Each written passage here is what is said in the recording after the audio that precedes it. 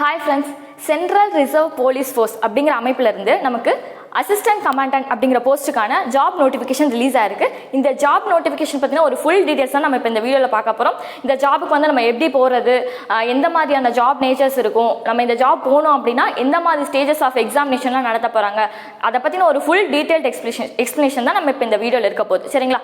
அதுக்கு முன்னாடி ஒரு இன்ஃபர்மேஷன், நம்ம இன்ஸ்டியூட்ல இருந்து online classes and offline classes for civil and mechanical ஸ்டூடெண்ட்ஸ்க்காக கண்டக்ட் பண்ணிட்டு இருக்கோம். For TNPSC, AE, JDO, TNEB, TRB, GATE, even IAS கூட நம்ம வந்து கோச்சிங் கொடுத்துட்டு இருக்கோம். ஸோ இந்த கிளாஸஸ் பற்றின ஒரு ஃபுல் டீடைல்ஸ் வேணும் அப்படின்னா நம்ம வந்து டிஸ்கிரிப்ஷன் வந்து இன்ஸ்டியூட் அட்ரஸ் கொடுத்துருக்கோம், வாட்ஸ்அப் நம்பர் இருக்குது, அந்த நம்பருக்கு வந்து நீங்கள் காண்டாக்ட் பண்ணிக்கலாம்.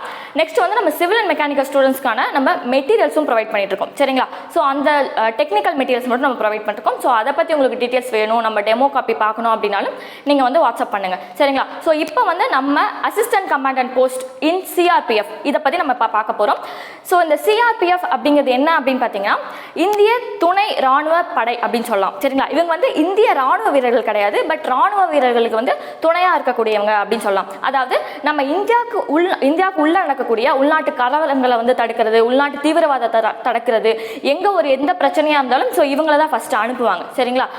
இந்தியாவோட உள்நாட்டு பாதுகாப்பு கீழே தான் வந்து இவங்க உள்நாட்டு பாதுகாப்பு தான் இவங்க மெயினாக அவங்களோட ஒர்க். சரிங்களா? ஸோ இந்த சிஆர்பிஎஃப் அப்படிங்கிற அமைப்பு வந்து பார்த்தீங்கன்னா மத்திய உள்துறை அமைச்சகம் கீழே வரும். ஓகேங்களா? இது வந்து ஸ்டேட் கவர்மெண்ட் கிடையாது, under the control of central government. சரிங்களா? ஸோ இவங்க வந்து நம்ம இந்தியாவோட உள்நாட்டு பாதுகாப்புக்காக எல்லா பணிகளையும் இவங்க பண்ணிட்டு இருக்காங்க. இப்போ பார்த்தீங்கன்னா ஏர்போர்ட்டில் வந்து நிறைய சிஆர்பிஎஃப் இந்த மாதிரி வீரர்கள் வந்து அங்கே நிறைய பேர் இருப்பாங்க. மெட்ரோ ரயில்ஸ், நெக்ஸ்ட் வந்து ஒரு பெரிய பெரிய இண்டஸ்ட்ரீஸ் இருக்குது அப்படின்னா இருப்பாங்க, பார்டர்ஸ்லாம் இருப்பாங்க. ஓகேங்களா? ஸோ இவங்களுக்கு இந்த பாதுகாப்பு தான் இவங்களோட மெயின் வேலையாக இருக்க போகுது. ஸோ இதில் வந்து இப்படி ஒரு ப்ரெஸ்டீஜியஸான ஜாப்ல வந்து நம்ம ஒரு சென்ட்ரல் கவர்மெண்ட்ல இருக்க ஒரு ஜாப்ல வந்து இப்போ நமக்கான ஒரு நோட்டிஃபிகேஷன் வந்து ரிலீஸ் ஆயிருக்கு. ஸோ அதை பற்றின டீடைல்ஸ் நம்ம இப்போ பார்க்கலாம்.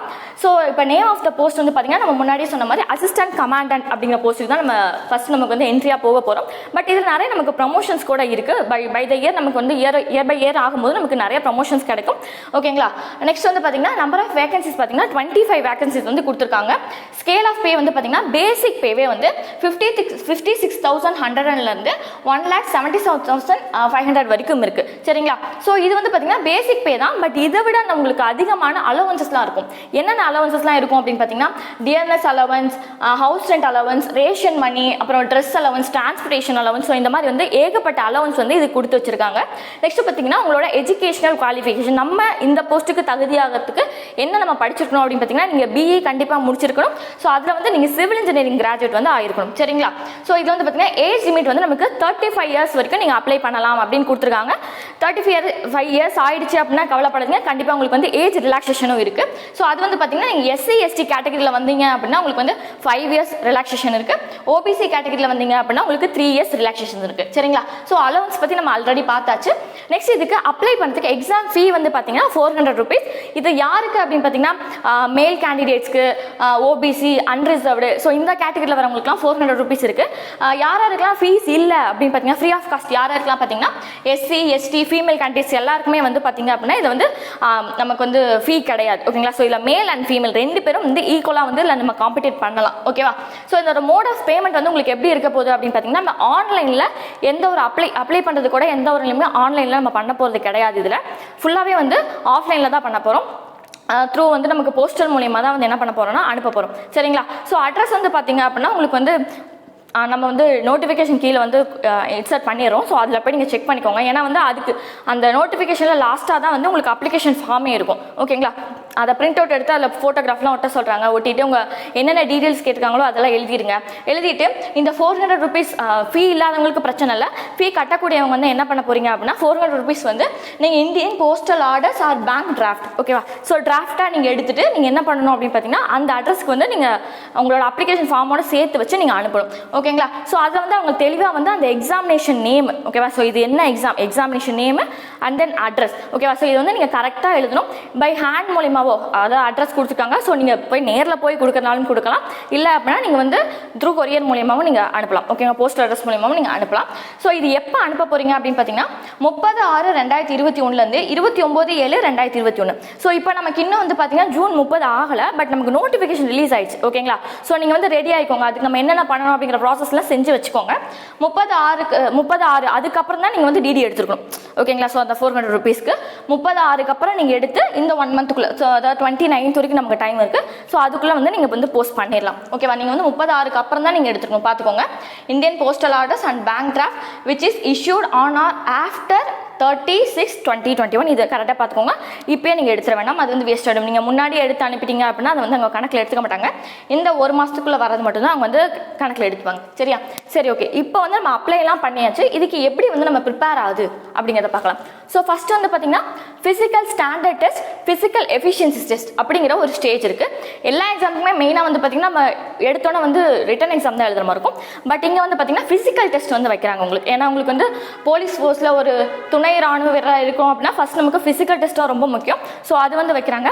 ஃபர்ஸ்ட்டு ஃபிசிக்கல் ஸ்டாண்டர்ட் டெஸ்ட்னா என்னன்னு பார்த்தீங்கன்னா உங்கள் பாடி மெஷர்மெண்ட்ஸ். நீங்கள் உங்களோட ஹைட் எவ்வளோ இருக்குது, மேலாக இருக்கீங்க அப்படின்னா உங்களுக்கு செஸ்ட் எவ்வளோ இருக்குது, நெக்ஸ்ட் வந்து உங்களோட வெயிட் எவ்வளோ இருக்குது. ஸோ இதெல்லாம் வந்து கால்குலேட் பண்ணுறாங்க. அவங்களோட ப்ரிஸ்கிரைப் வெயிட்டுக்குள்ளே ஹைட்டுக்குள்ளே நீங்கள் வந்து கரெக்டாக இருக்கணும்.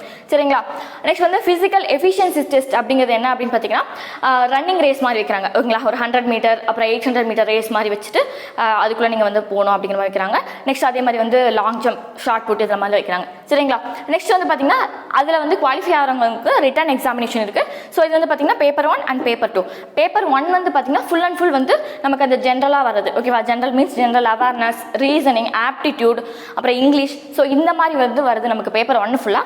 பேப்பர் 2 வந்து பார்த்தீங்கன்னா நீங்கள் சிவில் இன்ஜினியரிங் தானே படிச்சிருக்கீங்க. ஸோ உங்களோட டெக்னிக்கல் வந்து பேப்பர் 2ல் வரப்போகுது. ஓகேவா? ஸோ பேப்பர் 1 வந்து பார்த்தீங்கன்னா அப்ஜெக்டிவ் டைப். உங்களுக்கு 4 ஆப்ஷன் கொடுத்துருவாங்க. ஆப்ஷன்ல நீங்கள் செலக்ட் பண்ணுற மாதிரி இருக்கும். ஸோ இந்த மேக்ஸிமம் அப்ஜெக்டிவ் டைப் இருந்தாலே வந்து நெகட்டிவ் மார்க்கிங் இருக்கும். ஓகேவா?